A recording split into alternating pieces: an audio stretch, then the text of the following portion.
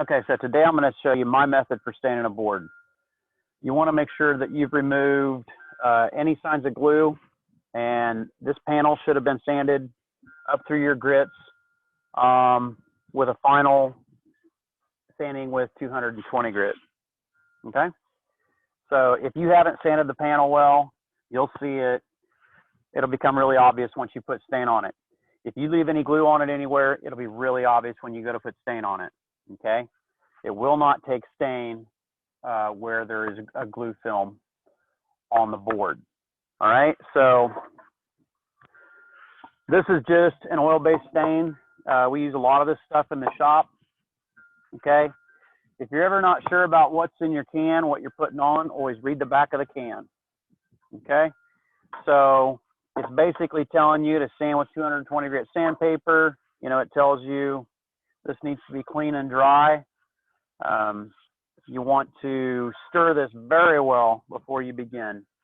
Okay, I just use a flat screwdriver to open this.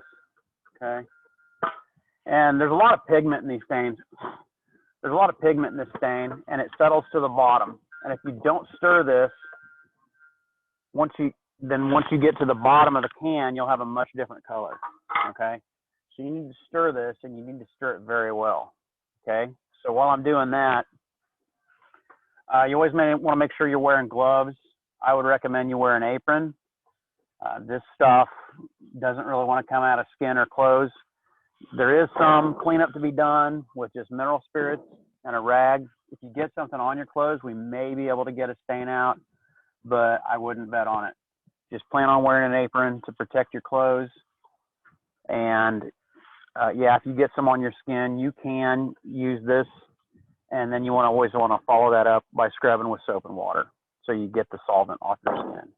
Okay, so always wear your gloves and your apron. Okay, I'm going to have 2 rags here.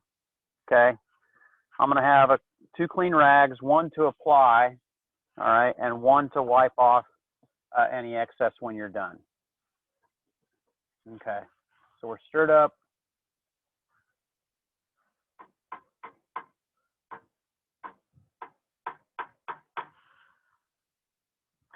Okay, so, and I see people dip just a really small amount, you know, and work in little circles. The way I do it, I apply it pretty liberally, and that means, you know, you're getting this rag plenty wet, okay, and it's going to go pretty quickly, okay. And if I'm having to rub a lot to get the stain to go in, I just get more. All right, I keep quite a bit on the rag, and it goes pretty fast that way. I'm not going to worry about getting it even. Okay, I'm just getting everything covered.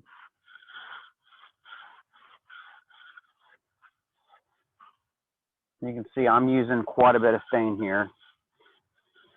And the reason I do it this way is because it's so much quicker. By keeping your rag pretty wet, you can cut a board fairly quickly.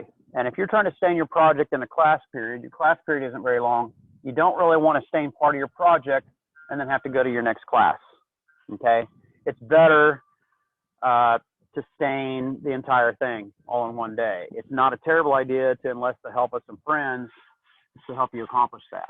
Okay, so I see a lot of people just apply stain with one rag or just a brush. I always use 2 rags, one to wipe on and then one to wipe off. Okay, and then what you end up with is something that's nice, has a nice even finish on it. Okay, so you never want to leave stain on the surface. Okay, if you do that, it'll congeal.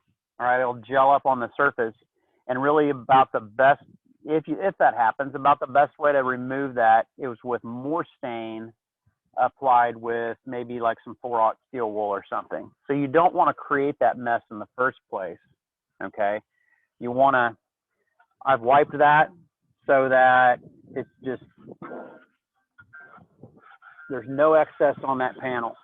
Okay, I'm going to do that edge. Got a little bit on that face, so I'm going to wipe that off. And I'm going to go ahead and do the other side. The reason I do this, okay, we've got a panel here and it's made up of several glued up boards. Okay, if you stain one side and not the other, then the two surfaces are going to react differently to the environment. Okay, what that means is it can soak in moisture from this side much easier than it can this side, and it's going to cup. Okay, so we want to stain both sides of the panel.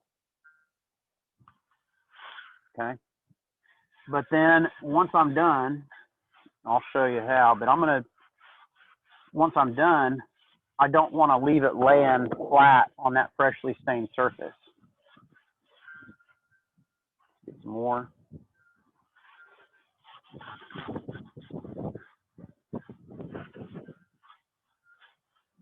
Okay, so I'm doing both sides of the panel. This panel actually hasn't been cut to length yet, so I'm not doing the ends. Okay, there's both edges, both faces. All right, wipe off the excess. And that's what we want it to look like. Okay, and then I'm going to take this panel and I just want to lean it against the wall, so just the top is touching the wall. And what that allows is both sides to dry. You want to leave it, you'll stain one day, leave it overnight, okay, and then it's ready for a finish or ready for assembly the next day. Okay, you just need one coat. When you're done, gloves, rags, they all go in the red metal container to contain fire in case of fire. Okay, and remember, you clean up with your mineral spirits.